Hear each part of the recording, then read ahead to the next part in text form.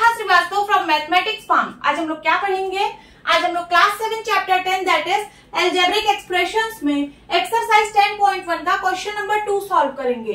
Question 2 में 2 parts हैं। First part is identify the terms and their factors in the following expressions. नीचे जो expressions given है इसमें आपको टर्म्स और उनके फैक्टर्स को आइडेंटिफाई करना है। Show the terms and factors bye tree diagrams. Terms और फैक्टर्स को ट्री डायग्राम्स के द्वारा शो करना है। तो चलिए सॉल्व करते हैं। यहाँ पे मैं एक्सप्रेशन लिखूंगी, एक्सप्रेशन, ठीक है। यहाँ पे टर्म्स लिखूंगी और यहाँ पे फैक्टर्स लिखूंगी। ए पार्ट में एक्सप्रेशन गिवन है x-3। इस एक्सप्रेशन में 2 टर्म्स है। पहला टर्म है x और दूसरा टर्म है -3। ट्री डायग्राम बनाना है तो ऐसे बनाइए। यहाँ पे लिखिए x और यहाँ पे लिखिए -3।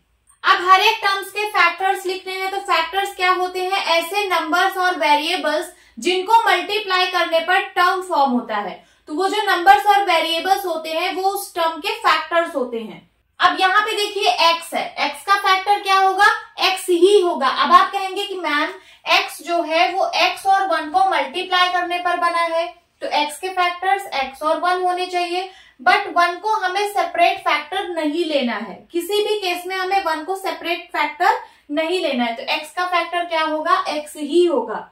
अब यहाँ पे हमें और आगे ट्री डायग्राम बनाने की जरूरत नहीं है क्योंकि x का फैक्टर x ही है, ठीक है। तो इसको बनाने की जरूरत नहीं है। अब -3 का फैक्टर क्या होगा? -3 ही होगा।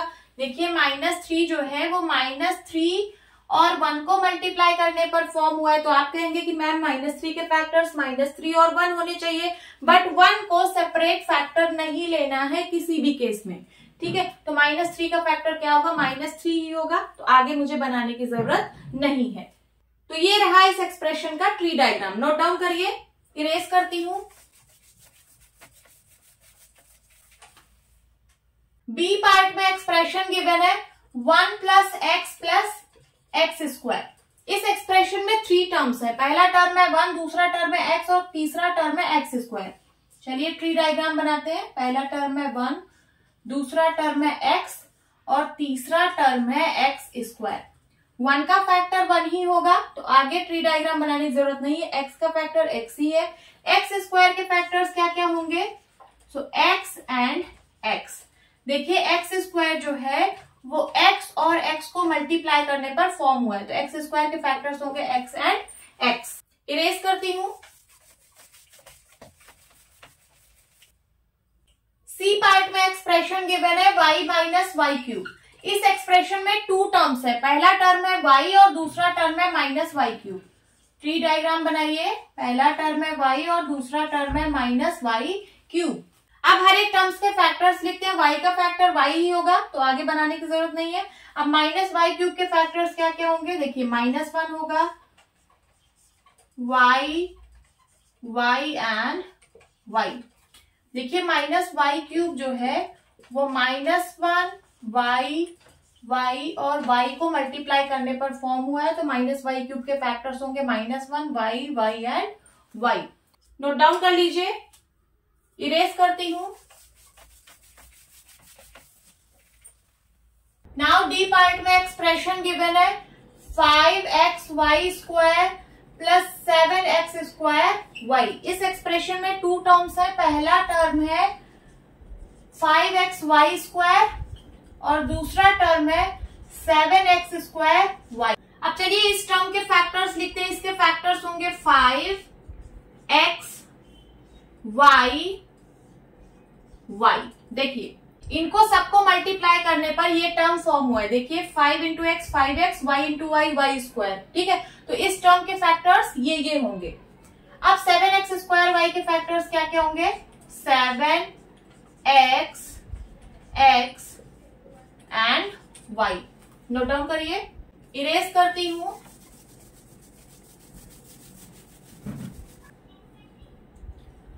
ई पार्ट में एक्सप्रेशन गिवन है -ab + 2b² -3a²। इस एक्सप्रेशन में 3 टर्म्स है। पहला टर्म है -ab, ठीक है। दूसरा टर्म है 2b² एंड तीसरा टर्म है -3a²। अब हर एक टर्म्स के फैक्टर्स लिखते हैं। ये जो टर्म है इसके क्या क्या फैक्टर्स होंगे, -1 a एंड b। देखिए इन सबको मल्टीप्लाई करने पर -ab फॉर्म होगा। -1 इंटू a इंटू b क्या होगा, -ab। तो -ab के फैक्टर्स ये होंगे। अब 2b² के फैक्टर्स क्या क्या होंगे, तो 2b एंड b। इसके फैक्टर्स क्या क्या होंगे, सो -3a and a। Note down कर लीजिए। Second part, identify terms and factors in the expressions given below. ये जो नीचे एक्सप्रेशंस गिवन है इसमें आपको टर्म्स और फैक्टर्स आइडेंटिफाई करने हैं। तो उसके लिए मैंने यहाँ पे एक टेबल बनाई है। यहाँ पे मैंने एक्सप्रेशन लिखा है। एक्सप्रेशन के जो टर्म्स होंगे वो यहाँ पे मैं लिखूंगी और फैक्टर्स को यहाँ पे लिखूंगी। सो ए पार्ट में देखिए एक्सप्रेशन गिवन है -4x + 5। इसमें कितने टर्म्स हैं, इसमें 2 टर्म्स हैं। पहला टर्म है -4x और दूसरा टर्म है 5। तो यहाँ पे लिख दीजिए -4x, ये हो गया पहला टर्म, और दूसरे टर्म को यहाँ पे लिख दीजिए 5। अब यहाँ पे मैं टर्म्स के फैक्टर्स लिखूंगी। फैक्टर्स क्या होते हैं, तो ऐसे नंबर्स या फिर वेरिएबल्स जिनको मल्टीप्लाई करने पर टर्म फॉर्म होता है। तो वो नंबर्स और वेरिएबल्स जो होते हैं वो टर्म के फैक्टर्स होते हैं। ठीक है, यहाँ पे देखिए टर्म है -4x। -4x कौन से नंबर और कौन से वेरिएबल को मल्टीप्लाई करने पर बना है, तो -4 एंड x। ठीक है, तो -4x के फैक्टर्स हो गए -4, x, और यहाँ पे सिर्फ 5 है तो 5 का फैक्टर 5 ही होगा। नाउ बी पार्ट में एक्सप्रेशन गिवन है -4x + 5y। यहाँ पे 2 टर्म्स हैं। पहला टर्म है -4x एंड दूसरा टर्म है 5y। ठीक है, अब हर एक टर्म्स के फैक्टर्स यहाँ पे लिखूंगी। -4x के फैक्टर्स होंगे -4, x। ठीक है, और 5y के फैक्टर्स होंगे 5, y। ठीक है, 5 को जब आप y से मल्टीप्लाई करोगे तभी तो 5y आएगा। ठीक है, तो फैक्टर्स क्या होते हैं, ऐसे नंबर्स या फिर वेरिएबल्स जिनको मल्टीप्लाई करने पे टर्म फॉर्म होता है। तो वो नंबर्स और वेरिएबल्स जो होते हैं वो उस टर्म के फैक्टर्स होते हैं। समझ में आया। सी पार्ट में एक्सप्रेशन गिवन है 5y + 3y²। इसमें 2 टर्म्स है। पहला टर्म है 5y और दूसरा टर्म है 3y²। चलिए इसके फैक्टर्स लिखते हैं। तो 5y के फैक्टर्स होंगे 5, y। 3y² के क्या क्या फैक्टर्स होंगे, 3, y। ठीक है, 3 इंटू y जब आप करोगे तभी आपको 3y² मिलेगा। देखिए y into y² and 3y²। Okay. D part में एक्सप्रेशन गिवन है xy + 2x² y²। इसमें 2 टर्म्स है। पहला टर्म है xy और दूसरा टर्म है 2x² y²। अब चलिए इसके फैक्टर्स लिखते हैं। xy के फैक्टर्स होंगे x, y। ठीक है, और यहाँ पे 2x² y² के क्या क्या फैक्टर्स होंगे, 2, x,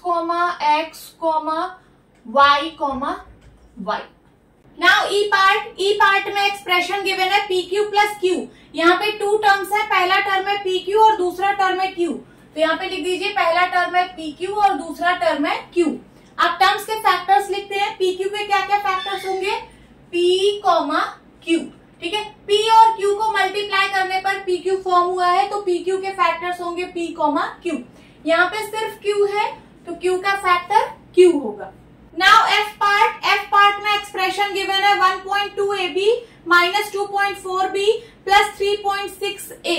यहाँ पे 3 टर्म्स हैं। पहला टर्म है 1.2ab, लिख दीजिए 1.2ab, और दूसरा टर्म है -2.4b और तीसरा टर्म है 3.6a। अब चलिए हर एक टर्म्स के फैक्टर्स लिखते हैं। 1.2ab के फैक्टर्स होंगे 1.2, a, b। 1.2a और b को मल्टीप्लाई करने पर 1.2ab फॉर्म हुआ है तो 1.2ab के फैक्टर्स होंगे 1.2, a, b। अब -2.4b के फैक्टर्स क्या क्या होंगे, तो -2.4, b। ठीक है, 3.6a के क्या क्या फैक्टर्स होंगे, तो 3.6, a। जी पार्ट में एक्सप्रेशन गिवन है 3/4x + 1/4। यहाँ पे 2 टर्म्स है। पहला टर्म है 3/4x, ठीक है, और दूसरा टर्म है 1/4। अब हर एक टर्म्स के फैक्टर्स लिखते हैं। 3/4x के फैक्टर्स होंगे 3/4 कॉमा x, ठीक है। 1/4 का फैक्टर 1/4 ही होगा। h पार्ट में एक्सप्रेशन गिवन है 0.1 p square plus 0.2 q square. यहाँ पे टू टर्म्स है, पहला टर्म है 0.1 p स्क्वायर, ठीक है, और दूसरा टर्म है 0.2 q स्क्वायर। अब चलिए हर एक टर्म्स के फैक्टर्स लिखते हैं। तो 0.1 p स्क्वायर के फैक्टर्स होंगे 0.1 p और 0.2 q स्क्वायर के फैक्टर्स होंगे 0.2 q। नोट डाउन कर लीजिए। होप स्टूडेंट्स आपकी क्लास अच्छी लगी होगी। मिलती हूँ अपने नेक्स्ट वीडियो में, तब तक के लिए बाय बाय, टेक केयर।